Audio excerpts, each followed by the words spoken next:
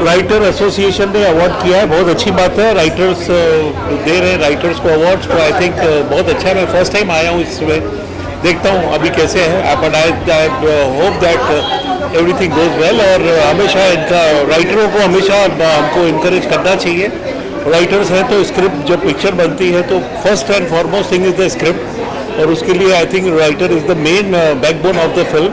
And I think ये जो भी किया है SWA ने, बहुत अच्छी बात है, और ये इंकरेजमेंट करना चाहिए और सबको आई थिंक इसको सब फुल सपोर्ट करना चाहिए। Thank you. हम पंचायत टू गुल्लक वो हमेशा वर्क की हैं, तो आई थिंक रूटेड स्क्रिप्ट हमेशा काम कर रही है। सर एक सवाल है सर, ओह माय गॉड और दोनों साथ में आ रही है जी, क्या लगता है आपको कि मुझे तो क्या लगता है सर, अभी मैं दोनों देखना चाहूँगा कि गदर के साथ एक नॉस्टैल्जिया जुड़ा हुआ है, और ओ माय गॉड मैं देखना चाहता हूँ कि किस तरह से भगवान शिव को लेके जो टॉपिक उन्होंने हैंडल किया है वो मैं देखना चाहूँगा ज़रूर की, क्योंकि अच्छा, मैं सबसे पहले तो ये कहूँगा कि ऐसे अवार्ड्स, कितनी खुशी की बात है कि राइटर्स कम्युनिटी के लिए एक अवार्ड है और जिसको फेलो राइटर्स ने सिलेक्ट किया है। ऑल्सो अगर अवार्ड न भी हों, सिर्फ सारे राइटर्स यहाँ मिल रहे हैं और उन पे फोकस है, और राइटर्स के लिए इतने सारे माइक और इतने सारे कैमरा लगे हुए हैं, ये फिल्म इंडस्ट्री में बड़ा कम होता है। यहाँ पे आप बाकी जो अवार्ड फंक्शंस होते हैं वहाँ पे राइटर्स को बड़ा पीछे कहीं बिठाया जाता है, एकदम छुपा दिया जाता है। यहाँ कम से कम हम लोग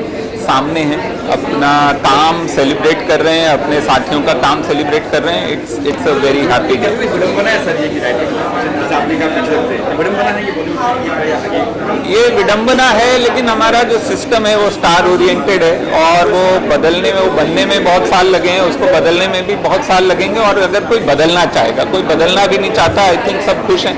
और हम राइटर्स जो हैं, हमारी सबसे हमारी कलम में बहुत ताकत है, लेकिन हमारी आवाज़ जो है, हम लोग थोड़े से हम्बल लोग होते हैं, उतना लड़ते नहीं हैं अपने लिए। दूसरों के लिए लड़ना हमको आता है, अपने लिए लड़ना नहीं आता है। तो हम लोग अपना एक, हमने छोटा सा ये एक अपना अवार्ड फंक्शन बना लिया है कि हम इसमें, तो हमारा हक है, हम अपने हक के लिए अपने साथ खड़े होंगे, बाकी जो होगा होगा। जी, मैं बहुत खुश हूँ कि स्क्रीन राइटर्स एसोसिएशन ने ये अवार्ड रखा है to felicitate, to award their own. I think the writers are the best people to judge their own work and to award each other and encourage each other, because award जो है धीरे धीरे हमारी industry में अपना importance चला जा रहा है। अवार्ड्स का वो टेलीविज़न शोज बनते जा रहे हैं। मेरी ये उम्मीद है कि ये शो ऐसा नहीं है और ये एक जेन्युइन अवार्ड फंक्शन है। As part of the community, as part of the industry, I just wish and hope more and more original writing talent comes out of this country, because we're a very vast and amazing country and amazing minds. So it's about encouraging them and making sure that they earn good money so that they come out with good work. क्योंकि मैं तो सालों से FWA फिर SWA का member रहा हूँ as a writer, तो एक बहुत ही एक अमेजिंग कल्मिनेशन है जब आप शुरू से जाते थे रजिस्टर कर अपना स्क्रिप्ट करने से, फिर आप फिल्म लिखते थे, जो फिल्म बनती थी, और अब फाइनली ये एक हैप्पी एंडिंग है जहाँ पर हम खड़े हैं एक स्टेज पे। और more power to the writers association, more power to all the writers. और मैं एक आखिरी बात यही कहूँगा कि बस ये award in way also dedicated है उन सारे राइटर्स को जो कभी सोचते हैं कि वो भी एक दिन इस तरह हमारी तरह एक मंच पे खड़े रहेंगे। This is for them, it's all possible. आप बस मेहनत करते रहो, लगे रहो, एंड थैंक यू।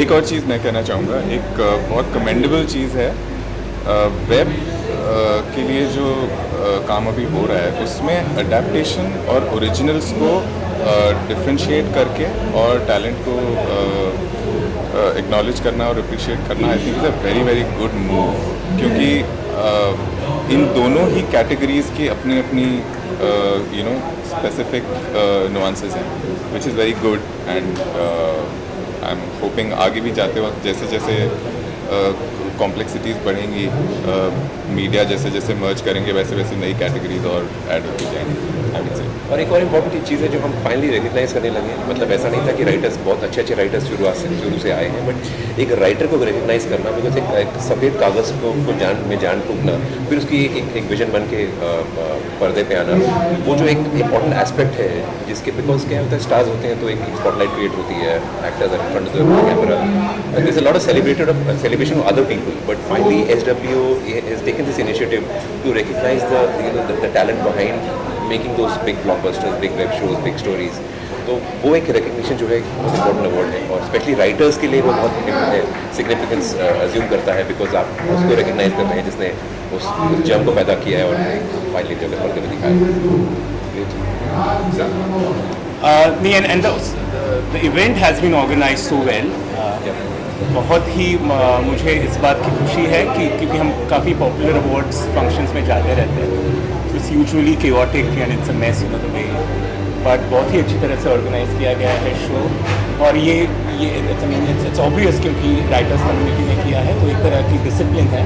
जैसे जयप्रत ने भी एक वर्ड यूज़ किया पॉपुलर, आई थिंक बहुत एसेंशियल है, बहुत इंपॉर्टेंट है कि पॉपुलर को क्वालिटी से सेपरेट करना, डिफरेंशिएट करना बहुत ज़रूरी है, जो कि I think it could only have come from the SWA, because ज़रूरी नहीं है कि आपके पास वो सारा इंफ्रास्ट्रक्चर हो जो पंप करके आप एक स्पेस तक जा सकें, पोजीशनिंग दे सकें अपने आप को। कभी कभी होता है एक शेयर क्वालिटी होती है, एक प्योरिटी होती है, न्यूआंस होती है, और आप उसको एक रिस्पेक्टफुल रेवरेंट दर्जा ही देना चाहते हैं। आप नहीं चाहते कि आप एक रेस में घुसें, और वो I think SWA he acknowledge कर सकता था कि हाँ ये लोग उस रेस का पार्ट नहीं है, but yes quality still there, that hard work is still showing up.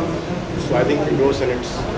मुझे बेस्ट लिरिक्स के लिए मिला है हमारे गाने ऐसे क्यों को, जो कि मिसमैच सीजन 2 में था, और उसके लिए मुझे बेस्ट लिरिक्स का अवार्ड मिला है,